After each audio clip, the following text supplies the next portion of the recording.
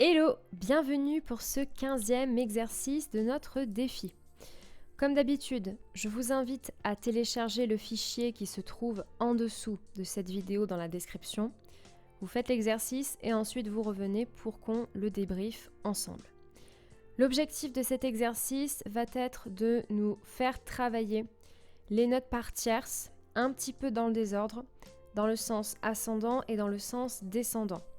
On va avoir pas mal de notes qui se trouvent en haut de la portée.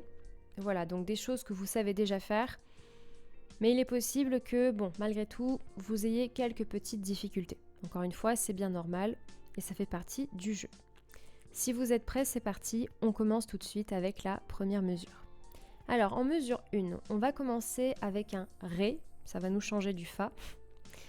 Et on va monter. Donc Ré, Mi. Ensuite, on a une tierce. Donc on va faire Mi, Sol. Et là, on va avoir un écart un petit peu plus grand puisqu'on va aller chercher le Do, qui correspond au Do 4, c'est-à-dire le Do de la serrure. C'est donc le Do du milieu de votre piano. On redescend pour aller prendre le Si. On remonte pour aller chercher le Ré. Et là, on va redescendre. Donc Ré, Do, et là, on a une tierce, La. On a fait pas mal de zigzags. On a des notes qui s'enchaînent, on a des notes par tierces, dans un sens comme dans l'autre. C'est complètement normal que ce soit un petit peu difficile, même si les notes, encore une fois, je suis convaincue que vous les connaissez déjà. On enchaîne avec les mesures 3 et 4. Alors là, on a quand même pas mal de tierces. On commence avec un Fa, on va aller chercher un La, puis un Si. On redescend par tierce pour aller chercher le Sol. On redescend avec le Fa, puis avec le Mi. Là, je remonte pour aller prendre le Ré et je termine avec le Do. Ok. Là, encore une fois, cet écart Mi, Ré, on l'avait déjà vu, il me semble, dans l'exercice numéro 14 ou 13, je sais plus, mais bref, on l'avait déjà vu. C'est ok si ce n'est pas très très clair, si vous mettez du temps, parce que l'écart est assez grand, d'accord ? Donc c'est complètement normal. Mesure 5 et mesure 6. On commence cette fois-ci avec un Sol. Le Sol donc, est la note qui est juste après le point repère Fa. D'accord ? Donc c'est assez simple de la retrouver. Donc Sol. On monte pour aller chercher la tierce. Donc Sol, Si. On se rappelle encore une fois l'ordre des notes par tierce. Do, Mi, Sol, Si, Ré, Fa, La, Do. Donc Sol, Si.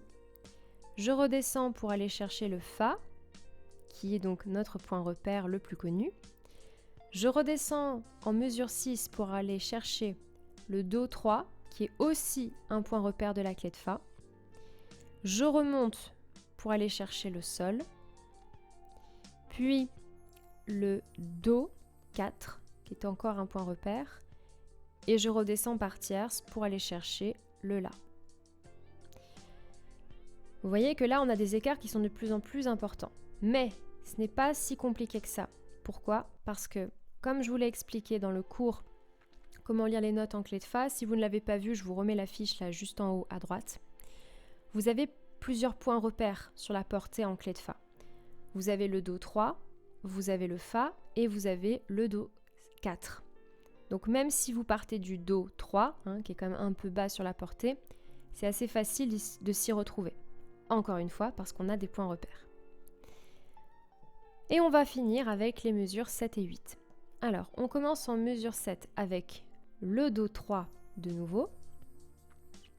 On enchaîne avec le Fa, qui est un point repère. On descend pour aller chercher le Ré. On remonte pour aller chercher le La. Puis on redescend pour aller chercher le Mi. On remonte avec le Do 4. Et on finit avec le Si. Vous voyez que là, sur ces deux dernières mesures, les notes ne sont pas si compliquées que ça. On les connaît toutes, elles ne sont pas si difficiles. Mais ce qui est compliqué, ce sont les écarts, ce qu'on appelle les intervalles en solfège. Parce que comme il n'y a pas que des intervalles par tierce, d'accord, donc par exemple Do, Mi, Sol, Si, et que des fois on va avoir des écarts plus grands, ce n'est pas si simple de les déchiffrer du tac au tac. Surtout que là, on a quand même plusieurs ordres qui s'inversent. Là, on est dans le sens ascendant, après on descend, après on remonte, après on descend, après on remonte et après on redescend. Bref, ça fait une vague. Donc ce n'est pas si évident à chaque fois de switcher. Ok ? Et pour peu que vous ayez encore du mal à déchiffrer la clé de Fa et que vous ayez des réflexes de lecture en clé de Sol, ça n'arrange pas. Voilà. Je vous invite à refaire l'exercice si vous avez encore des difficultés. Sinon, on passe à la fin. Je te remercie d'avoir regardé cette vidéo jusqu'au bout. Donc maintenant, ce que je t'invite à faire, si ce n'est pas encore fait, c'est de rejoindre mon canal Telegram. Tu as le lien qui est juste en dessous de cette vidéo dans la description, donc je te laisse aller regarder et cliquer. Tu as le tutoriel qui s'affiche à ta droite. C'est une communauté de pianistes dans laquelle je partage du contenu exclusif, privé, pour vous permettre de progresser, de vous motiver. Voilà, et tout simplement rester dans la partie et ne pas abandonner. C'est ok si vous avez du mal, donc je vous laisse découvrir le 3e jour qui va suivre, de vous entraîner, pour vous entraîner, et surtout ne lâchez rien, ne lâchez rien, ne lâchez surtout rien, c'est le plus important.